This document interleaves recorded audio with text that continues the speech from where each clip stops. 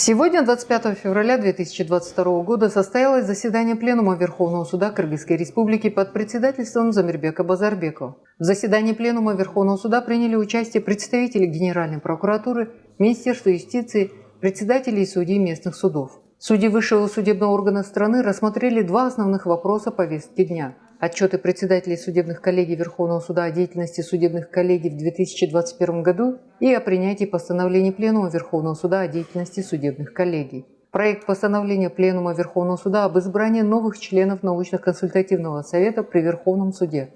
Обращаясь к участникам Пленума, Замирбек Базарбеков отметил, что оценка отправления правосудия не ограничивается лишь цифрами и другими показателями. Деятельность судебных органов в основном оценивается уровнем доверия граждан и общественным мнением. Отныне только в наших руках дальнейшие усилия по повышению независимости судей, построение сильной судебной системы, осуществляющей свою деятельность в рамках закона, который никого не боится и не оглядывается ни на один государственный орган. В таком деле важна роль каждого отдельного судьи и его ответственность. Поэтому еще раз призываю каждого из вас строго придерживаться принципов верховенства права. В ближайшие дни нам предстоит решить вопрос ротации судей. Ротация – требование времени, попытка предупредить коррупцию и ее проявление, кумовство, землячество. Верховный суд также будет уделять особое внимание срокам рассмотрения дел, необоснованным затягиванием судебного разбирательства, обоснованности направления дел на пересмотр, качеству судебных актов, принимаемых местными судами, сказал Замирбек Базарбеков.